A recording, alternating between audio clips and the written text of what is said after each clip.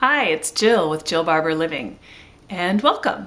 So last month we talked about what happens when things don't go as planned, and that came up out of the blue because I had an experience with that. And I tell you, I'm really starting to embrace when things don't go as planned because it seems to give me the lesson that keeps on giving.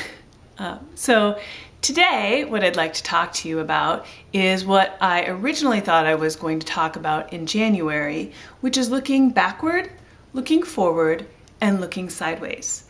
And so I'm going to start with looking backward. Well, actually, I'm going to start with setting the stage. So when you think about looking forward, backward, and sideways, I'm talking about when you're planning to do something new or looking to create something in your life, some sort of change. So there's lessons you can learn and things you can gain and things that can trip you up, looking in whichever direction. And that's what I want to talk to you about today. So I'm going to start with looking backward. And looking backward is a great way to learn. It's a great way to learn a lesson, to understand what you've done in the past that's worked, what you've done in the past that hasn't worked. And for example, when I was doing my videos last month, I realized that doing a lot of planning and doing a lot of setup wasn't working for me. And so as I continued to take and retake, I realized this is not the way that this is going to work, and I had to set it aside. So looking backward can be a great learning experience. Now, the place where looking backward can trip you up is when you start to experience regret. And regret looks like, oh, I coulda, if only I woulda, oh, I shoulda, that kind of thing. So you're carrying forward the heaviness of what maybe didn't go the way that you had planned forward. The key to looking backward beneficially is to look at it objectively and learn. To look at it from a factual basis, to sort of step outside the feelings around the situation and say, what really happened here? Okay, so that's the way that you can kind of avoid regret. Now looking forward is very exciting, right? Looking forward is about planning, it's about anticipation, it's about seeing that big vision, that place you want to be. And that can really get you excited. Now, the challenge with looking forward, I talked last month, I should say, about being open to what else shows up. And that can trip you up, is not seeing the other options. But one of the other things that can trip you up when looking forward is worry. So worry is, the best example I heard, or the best description I heard, is suffering in advance for something you don't want. Or suffering in advance for something that may never happen. I think that is a great way to think about worry, because how pointless does that sound? And when I was working on this last month, I got myself totally caught up in worry when I was trying to do multiple takes and I was taking again and again.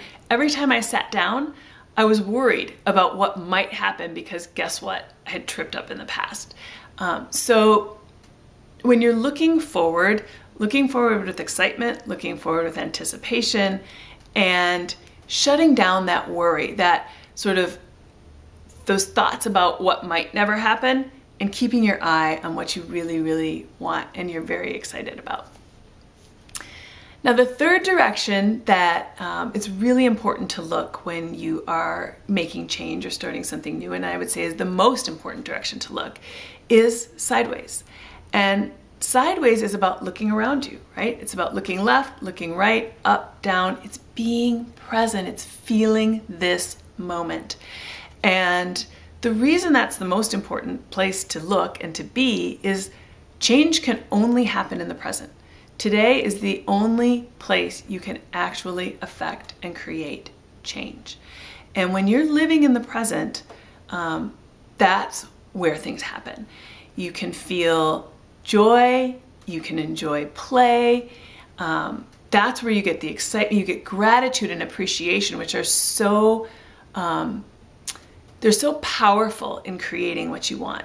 All of that happens in the present. Now, Of course, there can be challenges in the present too. There's pain to feel in the present. There's disappointment.